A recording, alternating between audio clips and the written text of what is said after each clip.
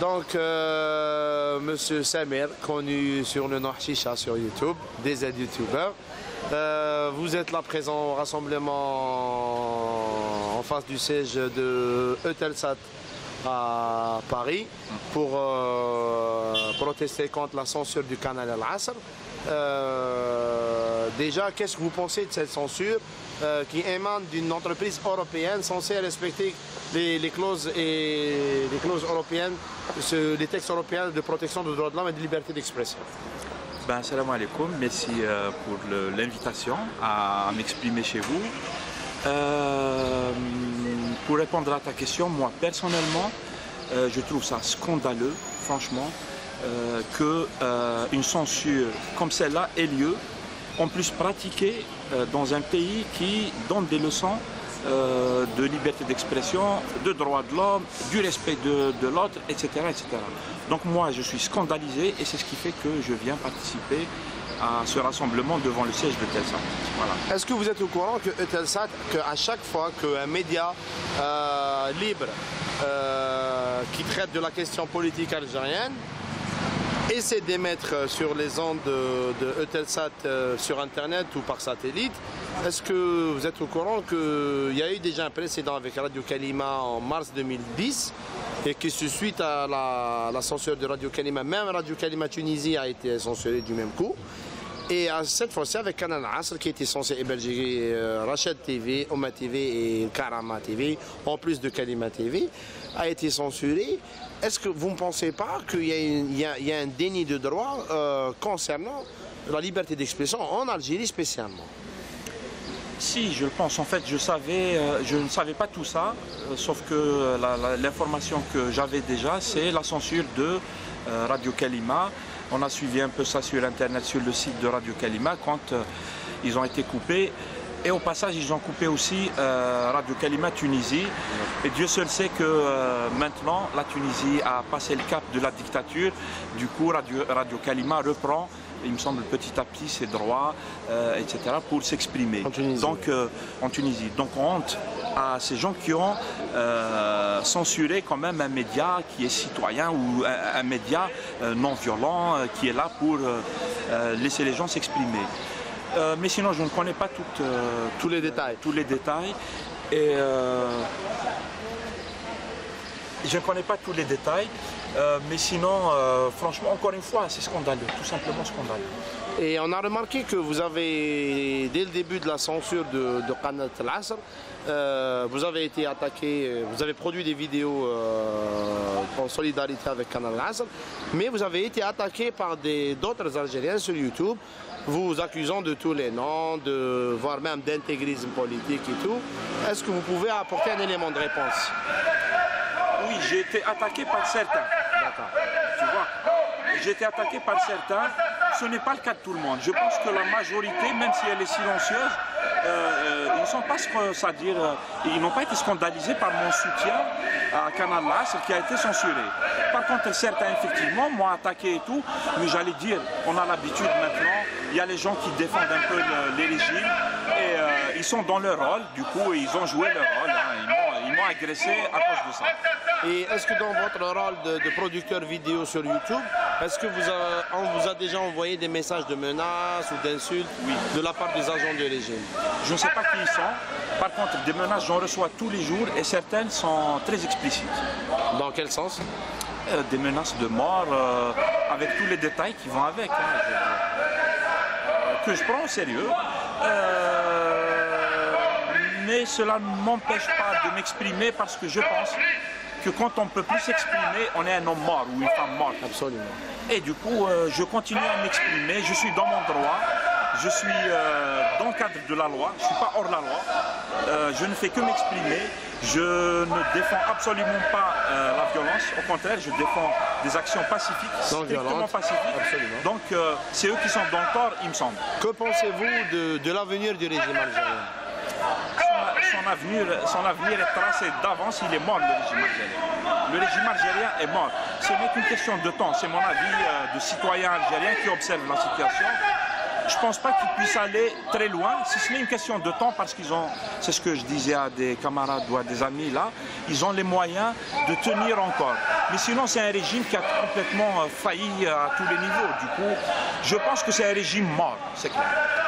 C'est juste penser que les citoyens algériens doivent se mobiliser autour de cette question de changement politique.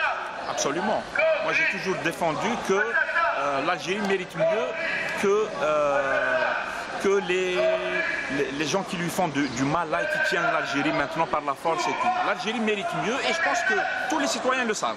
À la Bel Nabli, on a un pays d'abord beau, mais un pays riche, un pays avec des potentialités immenses, mais on est au fond du puits.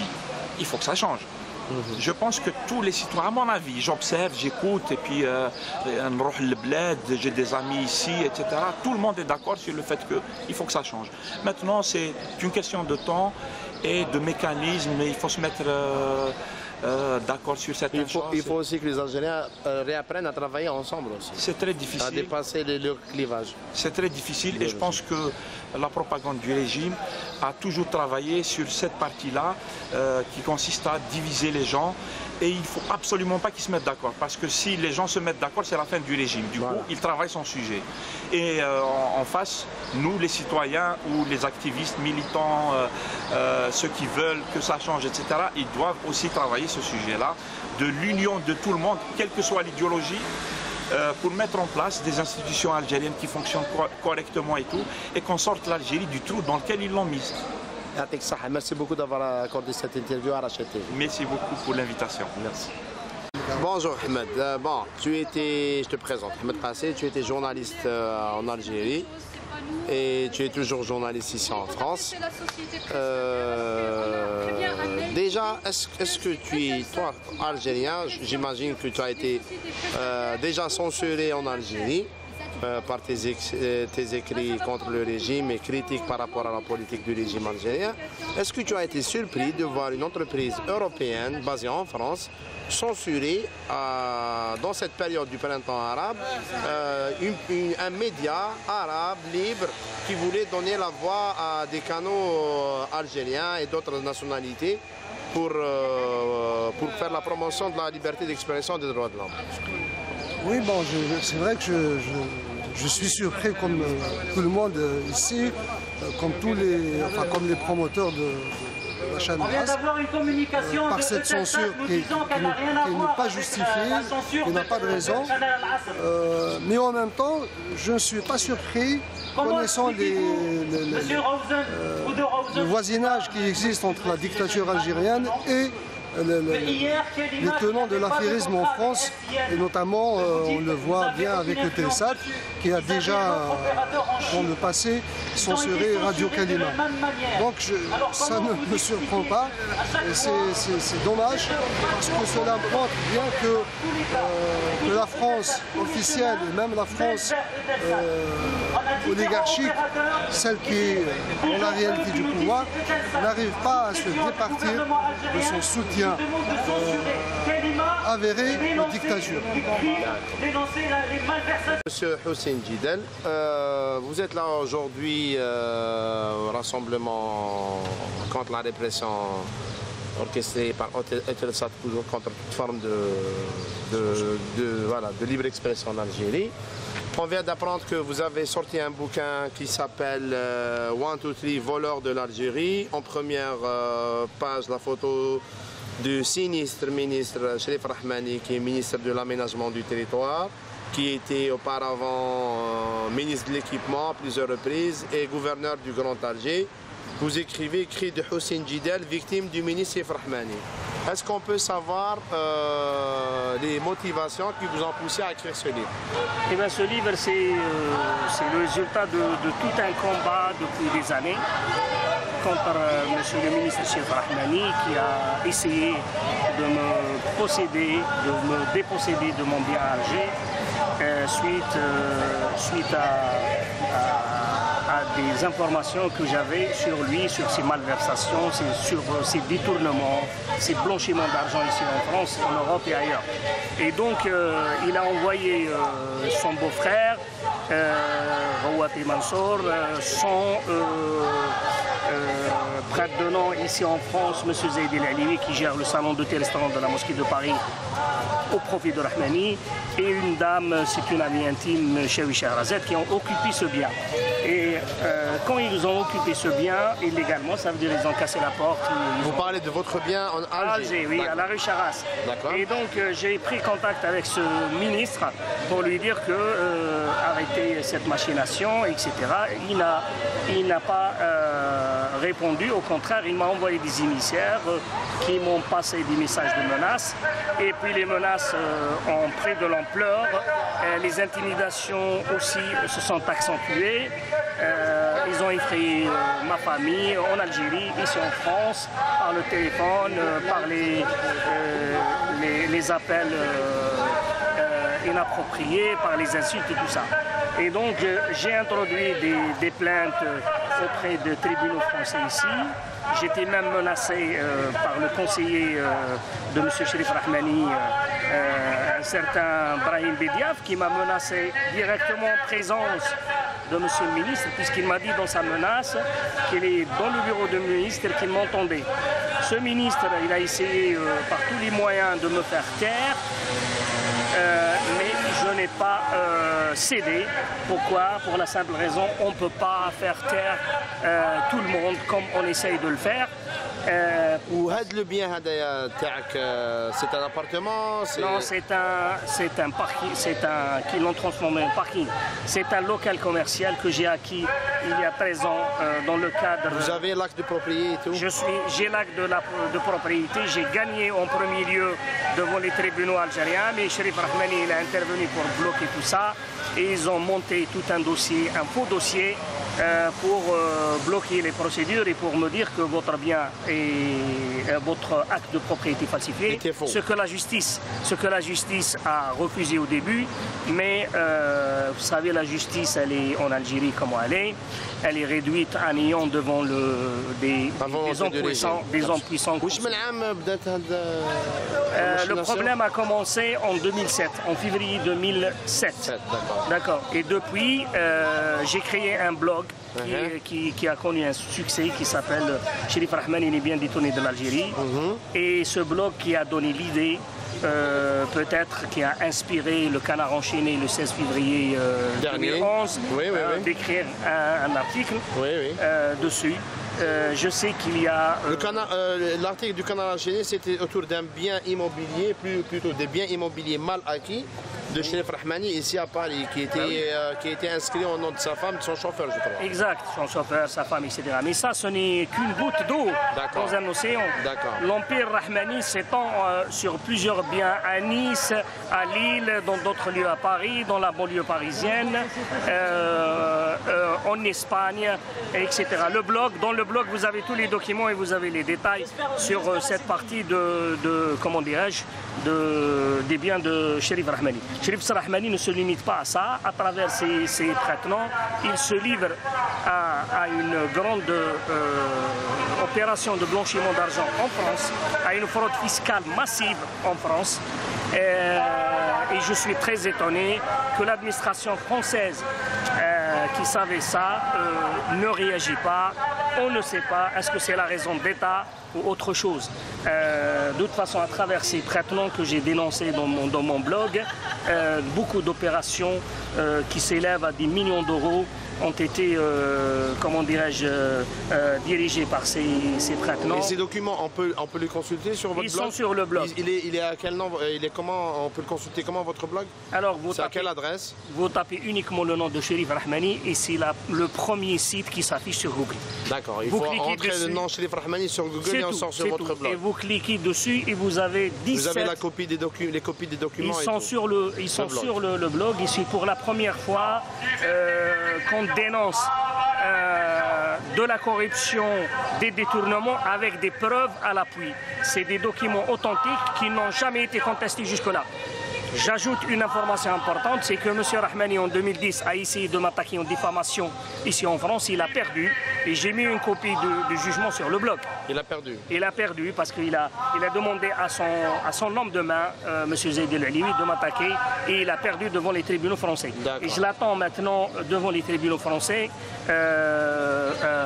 par par le biais des plaintes que j'ai déposées et par peut-être une action, peut-être il sera obligé de faire une action devant les tribunaux français. Et je serai très heureux de remettre à la justice française et à l'opinion algérienne et internationale d'autres informations et d'autres documents accablants qui montrent à quel point ce bonhomme qui bénéficie d'une impunité totale en Algérie peut aussi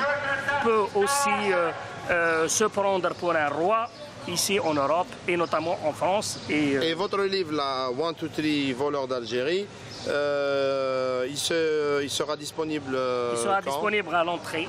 Il y a 2 éditions, une édition française et une édition canadienne. Et donc je suis en pleine négociation, question de prix et comment dirais-je, de finances avec 3 maisons d'édition. Il y a une version arabe qui est en préparation, c'est moi-même je suis en train de le faire, sachant une seule chose, que je n'ai jamais été dans un mouvement politique, je n'appartiens à aucun mouvement politique ni français ni algérien. Ça veut dire que vous êtes un citoyen algérien victime d'un abus de pouvoir. Exactement. Et je ne travaille pour aucun clan, quelle que soit sa nature. Et votre bien qui la rue Charas, maintenant en Algérie, en 2011, il appartient à qui?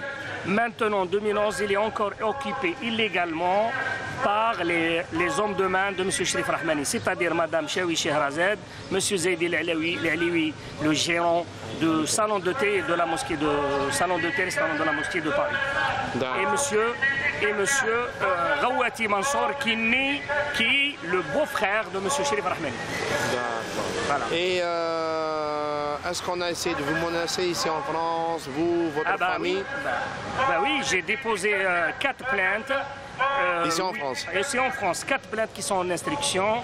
Contre la personne de Cherif Rahmani? Contre les gens qui me menaçaient. Il y a une contre Cherif Rahmani, une contre M. Bidiaf Brahim, son conseiller, une contre Chaoui Chehrazad, son ami intime qui occupe mon bien, et contre X, ça veut dire contre d'autres personnes qui m'ont menacé, parce que les menaces étaient des menaces abondantes.